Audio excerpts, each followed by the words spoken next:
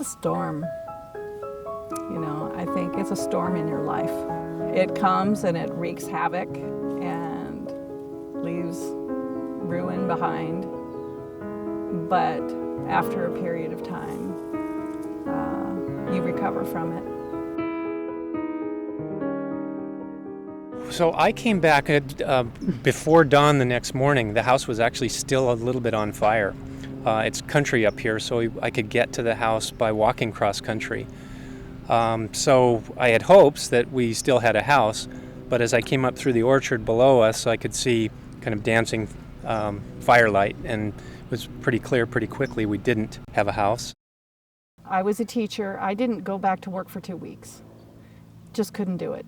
My children said that part of me was walking around in a mental cul-de-sac. You know, I couldn't finish sentences, and it was just that I was preoccupied. And it's the emotional toll. It certainly isn't the death of a loved one, but it is a loss. I'm not attached to things per se, but I missed the little nest that I had made. The loss of our house was different for my wife and myself in this way. We've lived here almost 20 years. From day one, I've wanted to knock this house down and build a new one. And so when I got up here the next morning and saw it, I was, I would say modestly devastated. But I also went, wow, they're going to pay me to live somewhere else and get to design a house. And I was ready to go after it. He was so up and so excited and buoyed at the prospect of building, and I am excited about it, but at a much lower key level. I'm kind of crawling up out of the hole at a slower rate.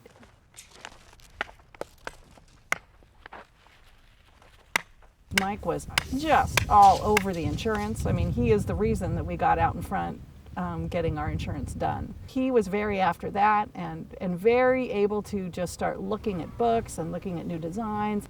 Why should you redesign a new house if your old house just burned down? Why don't you just build back the same old thing? Well, I know because I lost my house. And the last thing I wanted to do was rebuild the old house because it didn't work on the site. It didn't take advantage of the views and vistas. It was built 40 years ago. You need to think about this as an opportunity to kind of reposition the property from just an investment point of view. To recreate what you had there before that's a 30 or 40-year-old idea probably isn't a very good investment.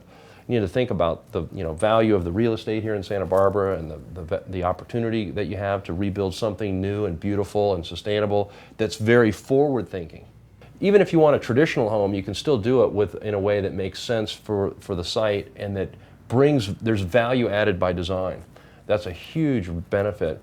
And in my own case, when we actually lived in our home for 10 years and sold it, it got the most money on the entire street by over $100,000 because of the value of good design.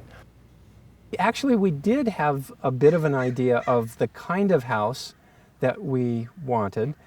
And what we've ended up with is actually something quite different, and we're quite happy with it.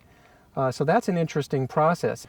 Yeah, one of the great things about the Wilsons were they really had a pretty clear idea about what they wanted, and they came up with this description called Zen Hacienda or Zen Ponderosa. We thought that we really connected with them on this idea of this kind of Zen Hacienda look that was very clean, very simple, but very functional and warm and organic. It had an organic and yet modern. They wanted a kind of a modern home that was green and sustainable. So those are some of the words that we talked about, and those are the things that we thought about for the home that were really important and we wanted to include in the designs that we were developing. The new home will be different than the previous house in many ways, primarily with respect to energy efficiency. One of the most green things you can do for any project is to design a beautiful project that functions well so that you're not doing things inside of it that don't take advantage of the natural shading of the sun or the views that you want to capture when you're looking out from inside the house. And what we've tried to do is analyze all the environmental features that are included in it, that are involved in this particular microclimate for this site. When you open up the house with the glass and the glazing, we're trying to shade the glazing so that when the sun shines in the summertime, it doesn't heat that. There's not a tremendous solar gain. So you're trying to open the house up to the views and the vistas without compromising the heat that you pick up from doing that. We're even going to put photovoltaic panels on the roof, so we'll generate electricity, which of course the old house didn't do. We will be on grid, meaning we won't have batteries on site. We will just run our meter backwards with our photovoltaics. And then I think the long-term aspect of the sustainable concerns are going to be the fire safety for the house, so it doesn't burn again. Fire is just a reality in this climate and in Santa Barbara, and I think we're all realizing that we have to design with a sustainable house that survives the fire. Where the old house presented a lot of wood and small gauge lumber wood, especially to the northeast where the winds come from. This will be all fireproof on the exterior. We're trying to look at every aspect of the materials that you use for the walls, the materials for the roofs, the soffits and the eaves. The venting is a huge concern.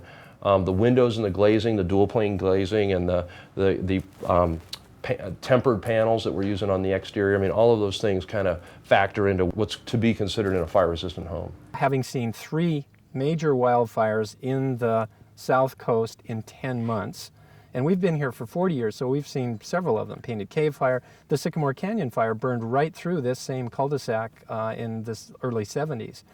So thinking about whether it makes sense to rebuild up here or not that's not a trivial thought. You really put some thought to it.